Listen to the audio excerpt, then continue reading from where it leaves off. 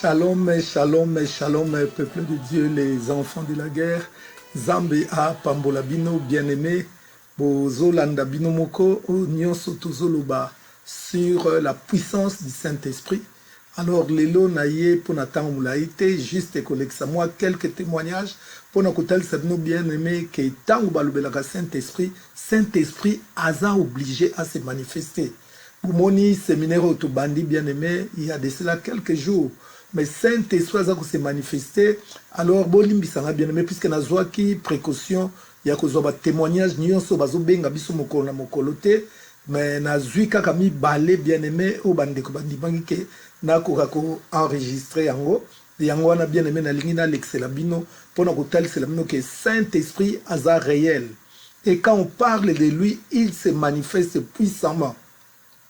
Ndaku na yo ko sentir atmosphère ya Saint-Esprit. Vi na yo ko sentir que loko moko ezoleka, Saint-Esprit azo sala. Bien aimé, yango na résultat, ya ba témoignage mi balé oyo toza ko pesa bino, tozo bandana na maman Mimi boyebi évangéliste Mimi la gloire, bien aimé, o balanda ki prière ya midi alelu ba mona ki bango moko ndenge nini en pleine bien aimé comme ma prière, comment le Saint-Esprit a agi dans la vie de maman Mimi. Donc maman Mimi a coquin sous se contenir tes bien-aimés à kati même live kokata puisque Saint-Esprit a simba qui est na ndenge moko depuis boyeba et ma prière nano simba mandenge wanate. Donc puissance à Saint-Esprit compte qui kati na niveau moko osakanate, elle était obligée d'interrompre les lives bien-aimés. Pe si matin à kati live a meki a koka ko vendre des simbate, elle était obligée de m'appeler. Elle est obligée à bengangai bien-aimé pour na eba ko bonde la pona tina na ye. Donc, binomoko bien-aimé, bolanda live ya maman Mimi, bokomona maman Mimi bien-aimé ndenge azoluba. Puis deuxième,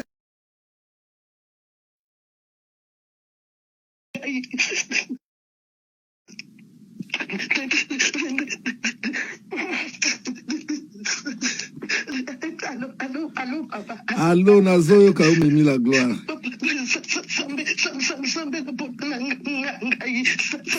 Saint-Esprit de Dieu, je te remets l'évangéliste Mimi la gloire.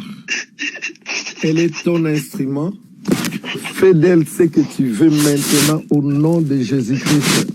Cher Saint-Esprit, que sa coupe déborde encore davantage. Oint d'huile sa tête et que sa coupe déborde. Oint d'huile sa tête et que sa coupe déborde. Répands les charismes, répands les dons. Qu'elle soit tellement charismatique au nom de Jésus-Christ. Tu ne descends pas les mains vides. Quand tu descends dans la vie d'une personne, tu amènes les capacités surnaturelles. Qu'elle vive sa Pentecôte maintenant. Sois remplie encore davantage. Sois remplie encore et encore et encore. Que ta coupe déborde maintenant dans le nom de Jésus-Christ. Que ta coupe déborde maintenant dans le nom de Jésus-Christ. Cher Saint-Esprit, ouvre les yeux spirituels afin qu'elle puisse commencer à voir ce qu'elle n'a jamais vu de sa vie. Maintenant, réponds. Témoignage nazote la bino bien-aimé, eza témoignage oyo, eza bongo ya maman na biso Edith, maman Edith, pe ndaku na ye mobimba, atmosphère bien-aimé ya kosakanati.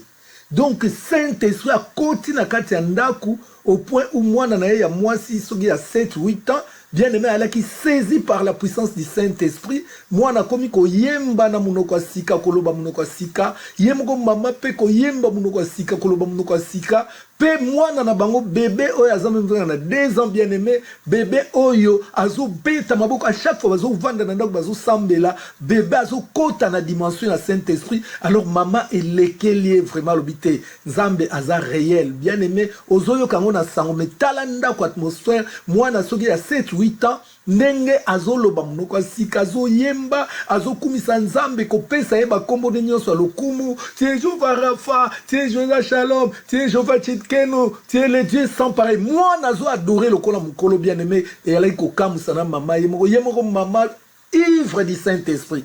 Donc, te comprendre, bien aimé, ezala pona maman Mimi, la gloire, Nzondomio, évangéliste, pe ezala pona maman Edith, bien aimé que Saint-Esprit a confirmé bango que le Saint-Esprit te saisira et te changera à une autre personne. Pour bakomi batu ya sika, oyo makambo sika, bien aimé, denge Bible obi, ne soyez pas ivre de vin, c'est de la débauche, mais soyez au contraire rempli de l'esprit. Bien aimé, je voulais témoigner par rapport à ce séminaire actuellement sur la puissance du Saint-Esprit. Le Saint-Esprit a commencé à nous visiter depuis le lundi dans notre vie de prière avec nos enfants. Le Saint-Esprit s'est manifesté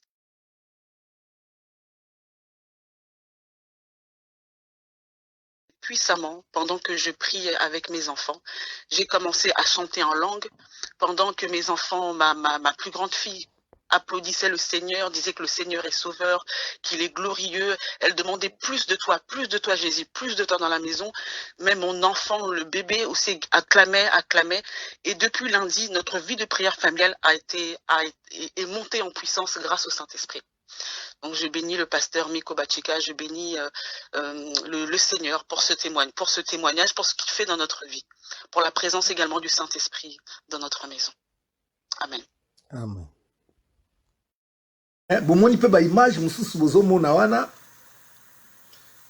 bozomona ba image mususu bien aimé ba image bozolanda botala ndenge batu balangwa molimo mosantu. Donc cela montre que malobo tozoloba bien aimé eza ba 20 discours persuasifs mais c'est vraiment la démonstration de la puissance de Dieu. Botala bino moko ndenge batu balangwa Saint-Esprit, botala bien aimé tango Saint-Esprit kitaka ndenge ba délivrance et salemaka. Mama yoko iko raté dimanche oyote. Adresse na biso yangwani koleka wana bien aimé sala effort ozala soki o comprendre te benga biso na téléphone o raté dimanche oyo te bien aimé yo poya ko vivre puissance ya Saint-Esprit tala ndenge bato bazo langwa molimo tande bato bazo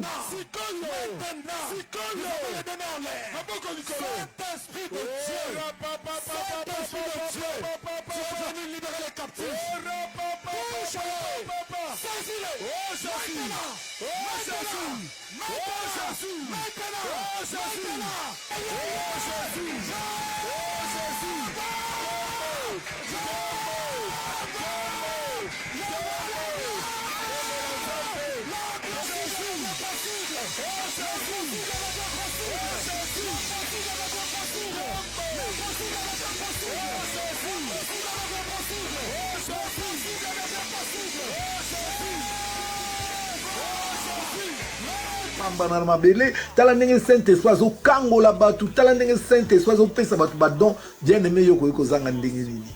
Voilà wana eza moungu na bino frère na bino Miko Bachika les guerriers votre pasteur.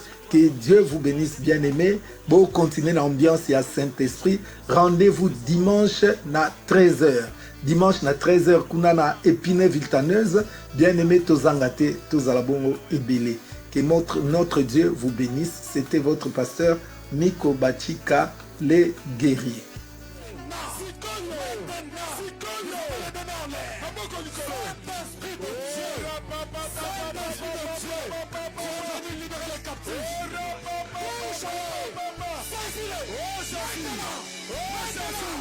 Oh,